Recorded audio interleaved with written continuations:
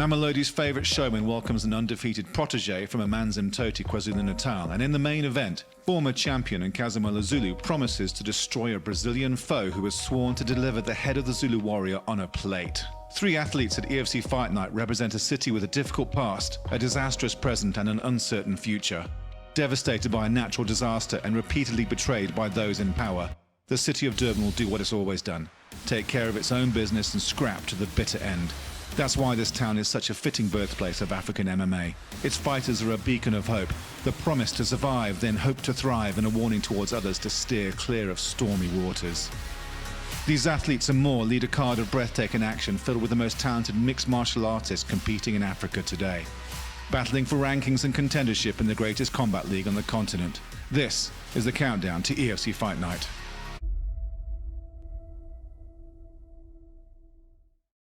Redemption is on the minds of many at EFC Fight Night.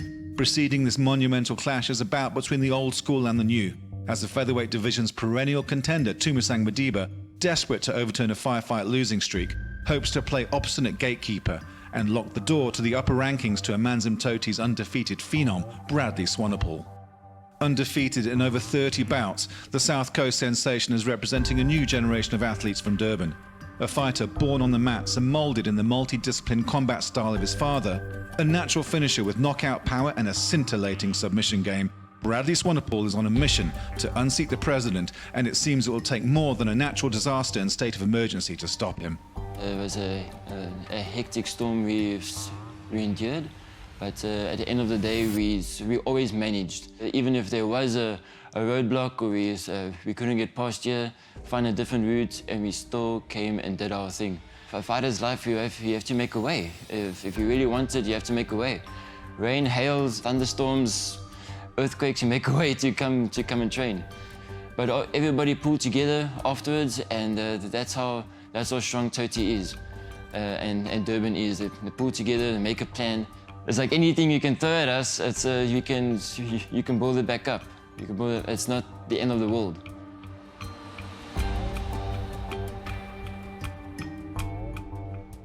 Most guys have a coach and separately a dad, and then there's two different components you're living with and training with and doing everything.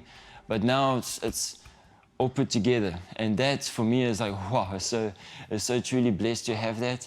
I knew from small that I was built for this. This is my passion. I was born to do this. Really grateful that my dad could send me in the line of MMA, and so when I started doing this more and more, from 4 years old to 10 years old, keep on going on our legacy, I started more enjoying, loving, having fun as my passion to do MMA. I wouldn't think of anything else what I would like to do. This is who I am.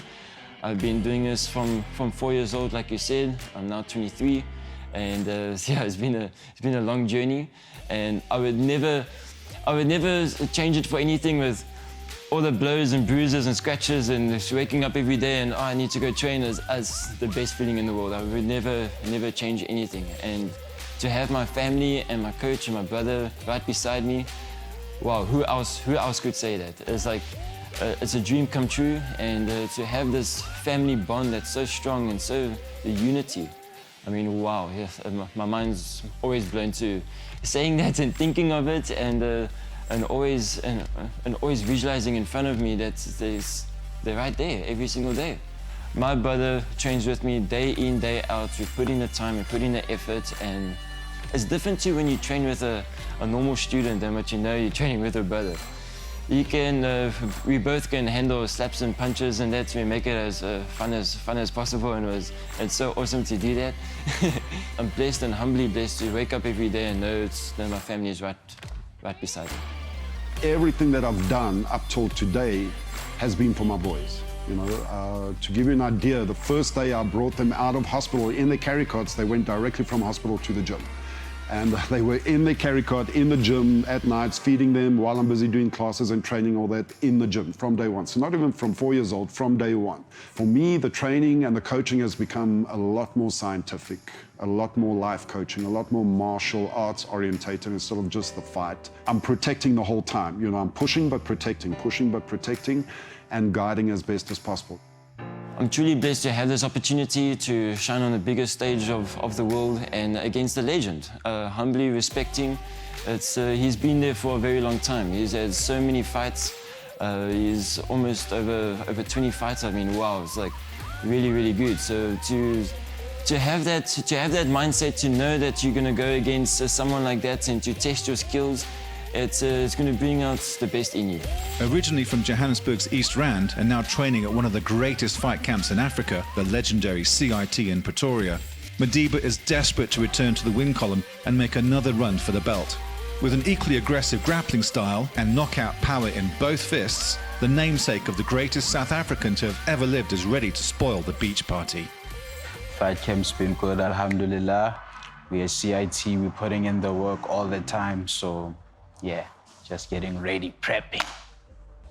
When I moved out here, I remember telling my brother, you know, all this time I've been training just to fight, you know, and I'm at a place where I'm training to be a champion, you know. So I've taken losses since I've been here, so let's see what happens, you know. It's one of my superpowers I've always considered, like in MMA, you know. I've always been able to recover. 4 fights back to back, I'm the only one that can do it. It's not like I wasn't getting injured then, you know. Just now it's lights, camera, action all the time.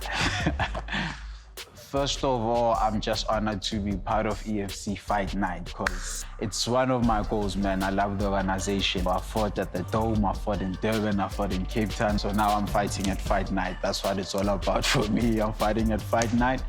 And, you know, I'm Dumisang Madiba. Fans love me, man. I love myself, you know. It's a good shot for Bradley, you know.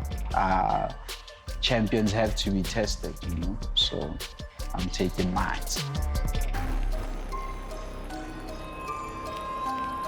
Well, I'm really looking forward to this fight. I've been training hard, and my record shows it all that I want to be the best.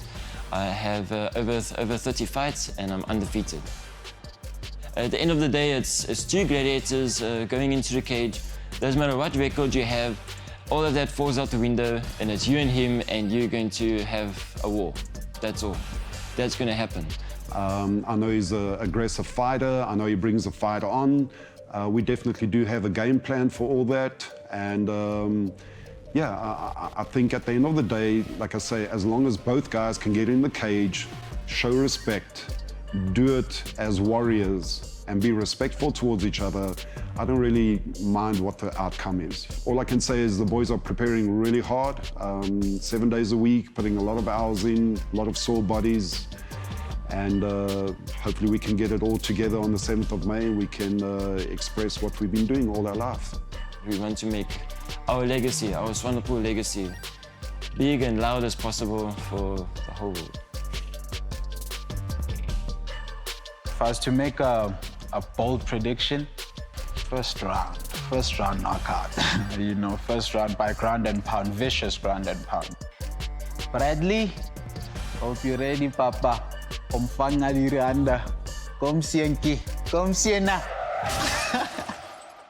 As the floodwaters descend